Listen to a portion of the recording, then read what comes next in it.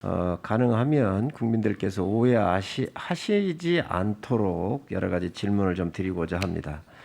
후보자님, 지금 로펌 같은 경우가 있는데 세계하고 경쟁을 하고 있지요. 그러리라고 생각합니다. 지금 우리나라의 통상이라든가 이런 부분들이 세계와의 경쟁에서 어떻습니까? 우리 로펌들이 디펜스를 하거나 아니면 또 우리 기업이 해외로 나간다고 할 때 지금 현재 로펌의 위치가 어떻습니까? 다른 세계 미국이나 유럽의 나라들보다 우리가 경쟁력이 있습니까? 없습니까? 그러한 국제적인 무대에서 하기에는 아직도 좀 발전되어야 할 부분이 많지 않나. 이거는 일반적인 우리나라의 법률 서비스에 대한 전반적이고 개괄적인 평가입니다. 짧게 좀 해주시면 좋겠고요. 주로 김현장에 가신 거를 지금 의원님들께서 지적을 많이 하시고 고액연봉 지적을 많이 하십니다. 그런데 여기 가셔가지고 외국 기업을 상대로 해서 주로 활동을 하셨는데 하셨던 일들이 공공적 성격이었습니까? 아니면 사적 영역에서 예를 든다고 한다면 노펌의 이익 창출을 위해서 주로 하셨는지 아니면 국가의 일, 국가의 통상이라든가 기업의 유치, 일자리 창출 이런 것들에 주로 포커스를 어느 쪽에 포커스를 맞추셨습니까? 저희가 하는 일들은 주로 그런 일자리 창출과 외국인 투자 유치, 또 우리나라 기업들의 해외 진출 이것과 관련된 일들이었습니다. 자료 좀 올려주세요. 네, 이 자료를 화면에서 좀 보고 계십니다. 그런데 우리 마치 후보자께서 축제를 하신 것처럼 이렇게 말씀도 좀 하시고 이러시는데 이건 우리 국민들한테 정확하게 좀 보고를 드려야 될 듯 합니다.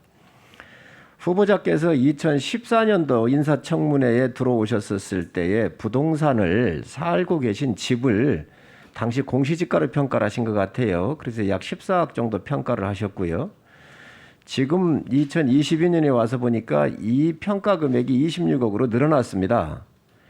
그런데 이것은 최초에 원래 3억 8천의 원가가 3억 8천입니다. 그래서 26억 8천이 됐는데 이 부분은 후보자가 어찌 한 게 아닙니다. 땅값이 올라가서 자연 증가분이에요.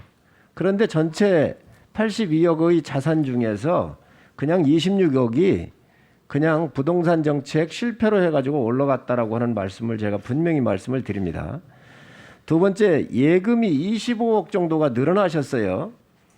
그런데 여기에 이 늘어난 걸 봐보면 25억이 2012년에 후보자님께서 현금 자산으로 예금으로 신고를 하셨는데 10년 뒤에 51억을 신고를 하셨거든요. 그런데 무역협회장을 하시면서 15억 8천만 원 정도 급여를 받으신 거예요. 또 퇴직금 받으시고 김현장에 가셔가지고 한 19억 8천 정도를 받으셨습니다. 그리고 S-오일에 가서 8천만 원 정도 받으셔서 36억 정도의 10년간 수익이 있었고요. 사모님께서 그림 판매한 게 1억 정도가 됐고 모친으로부터 상속받은 게 3억이 돼서 총 10년간 늘어난 게 40억 정도입니다.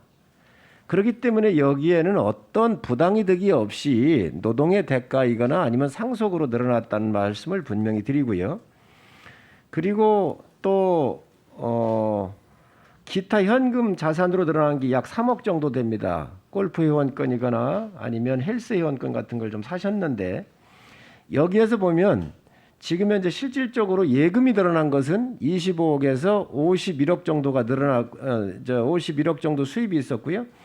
그래서 이 증감분이 전체 자산에서는 10년 동안 30억 정도의 증가가 있으셨습니다. 그런데 10억 정도를 그러면 생활비로 쓰신 거지요? 예, 그렇습니다. 그래서 정확하게 한 30억 정도 증감이 있었다는 말씀을 드립니다. 다음 올려주세요.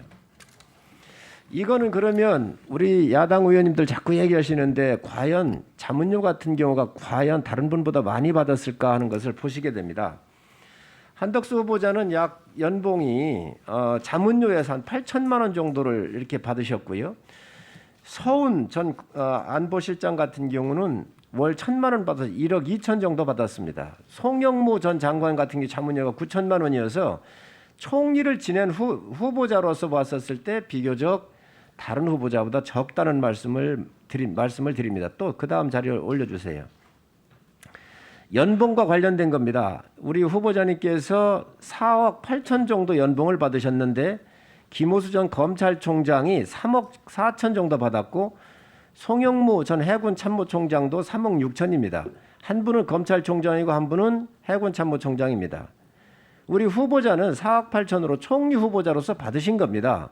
자문료도 또 연봉도 결코 다른 후보자들에 비해서 그렇게 축제를 하거나 무슨 나쁜 공직의 다른 방법을 이용을 해서 공직의 힘을 이용을 해서 돈을 버신 게 아니고 다 비슷하십니다.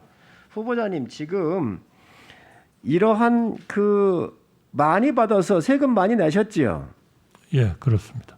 그리고 공익에 기여한 것도 충분히 하셨다고 자부하시지요? 예, 자부합니다. 아까 말씀 중에 어느 후배한테도 전화 한 통 안 하셨다라고 얘기를 하셨습니다. 그렇습니다. 저는 후보자님의 인품에 비추어 봤을 때 아주 적절한 답변을 이렇게 하신 거 아닌가 개인적 판단을 하고 있습니다.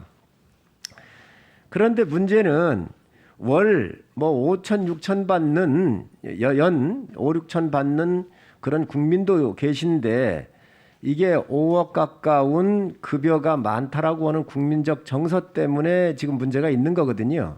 이 부분에 대해서는 어떻게 생각을 하십니까?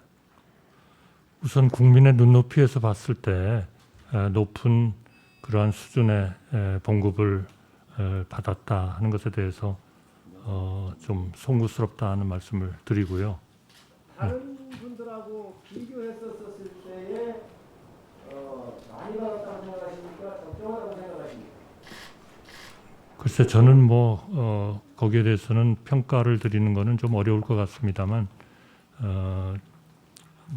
그렇게 지나치게 많이 받았다 그렇게는 생각하지 않습니다. 그러나 국민의 눈높이에서 봤을 때 그거는 분명히 높은 수준의 봉급인 거고 그런 점에서 다시 한번 송구스럽다는 말씀드리겠습니다.